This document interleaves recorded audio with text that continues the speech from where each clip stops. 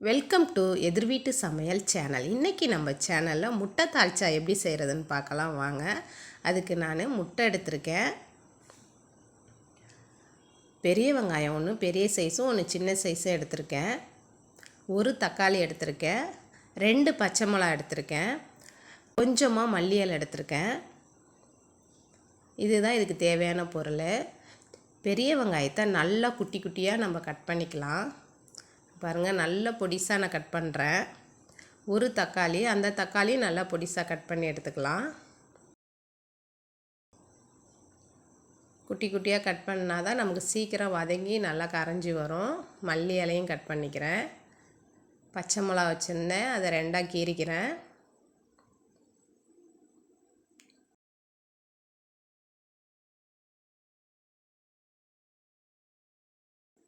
வாங்க எப்படி செய்யலான்னு பார்க்கலாம். ஸ்டவ் பற்ற வச்சு கடாய் வச்சுருக்கேன். கடாயில் ஒரு 4 ஸ்பூன் அளவுக்கு ஆயில் விடுறேன். எண்ணெய் நல்லா சூடானோன்னே கொஞ்சமாக தாளிப்புக்கு கடுகு கொஞ்சம் போட்டுக்கிறேன்.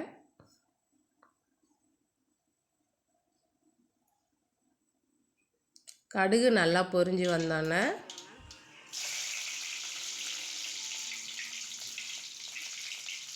ரெண்டு பச்சை மிளகாவையும் நான் அதில் போட்டுக்கிறேன். குட்டி குட்டியாக கட் பண்ணி வச்சுருந்தேன் 2 வெங்காயம் இருக்குது இல்லையா, பெரிய வெங்காயம், அதையும் போட்டுக்கிறேன். இது நல்லா வதக்கிக்கலாம். வெங்காயம் நல்லா வதங்கணும். வெங்காயம் நல்லா வதங்கினோன்னே கட் பண்ணி வச்சுருந்த தக்காளியும் நான் இதில் போட்டுக்கிறேன். தக்காளியும் நல்லா கரையிற அளவுக்கு வதக்கிக்கலாம்.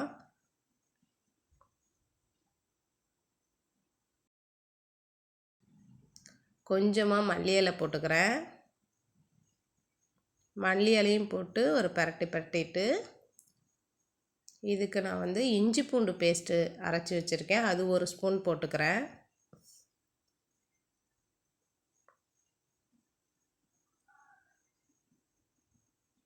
நல்லா வதங்கிருச்சு.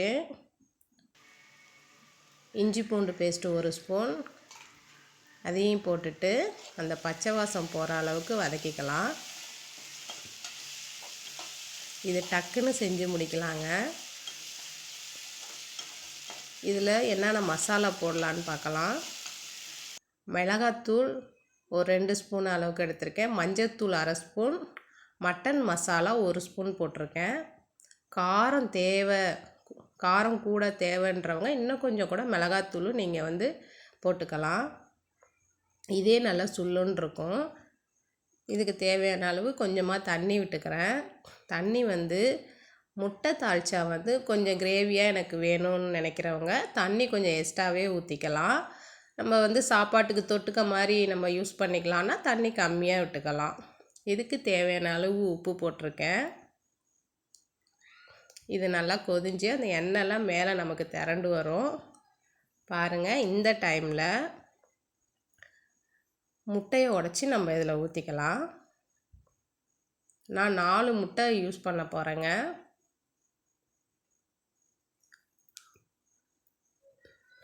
நாலு முட்டையும் நம்ம ஊற்றிட்டு இதை டக்குன்னு முட்டை நமக்கு வெந்துடும். ஊற்றின கையோடு அது நல்லா நம்ம பரட்டி விடணும். மறுபடியும் சொல்கிறேன், கிரேவியாக வேணுங்கிறவங்க எக்ஸ்ட்ரா இன்னும் கொஞ்சம் தண்ணி விட்டுக்கலாம். அப்போ நம்ம சப்பாத்தி சாதத்துலலாம் போட்டு பிசைஞ்சு சாப்பிட சூப்பராக இருக்கும். சாப்பாட்டுக்கு தொட்டுக்கையாக நான் யூஸ் பண்ணிக்கிறேன். பொரியல் மாதிரின்னா கொஞ்சமாக தண்ணி நீங்கள் இந்த கிரேவிக்கு யூஸ் பண்ணிக்கலாம். இவ்வளோதாங்க. இது 2 பெரட்டினோடனே இந்த முட்டையெல்லாம் வெந்துடும். வெந்த கையோடு நம்ம ஸ்டவ்வை ஆஃப் பண்ணிட வேண்டியதாங்க. பாருங்கள், அந்த மசாலாவோட இந்த முட்டை சேரும் போது பயங்கர டேஸ்ட்டாக இருக்கும். நீங்கள் வேணால் ட்ரை பண்ணி பாருங்கள், செம்மையாக இருக்குங்க. டக்குன்னு செஞ்சிடலாம். சாதத்தோடு பிசைஞ்சு சாப்பிட்றதுக்கும் சூப்பராக இருக்கும். அவ்வளோதாங்க, முட்டை தால்ச்சா நமக்கு ரெடி ஆயிடுச்சு. திரும்பியும் கொஞ்சம் மல்லி இலை போட்டுட்டு ஸ்டவ்வை நம்ம ஆஃப் பண்ணிவிட்டு அவ்வளோதாங்க, முட்டை தால்ச்சா ரெடி ஆயிடுச்சு. இந்த வீடியோ பிடிச்சிருந்தா லைக் பண்ணுங்கள், ஷேர் பண்ணுங்கள், சப்ஸ்கிரைப் பண்ண மறந்துடாதீங்க.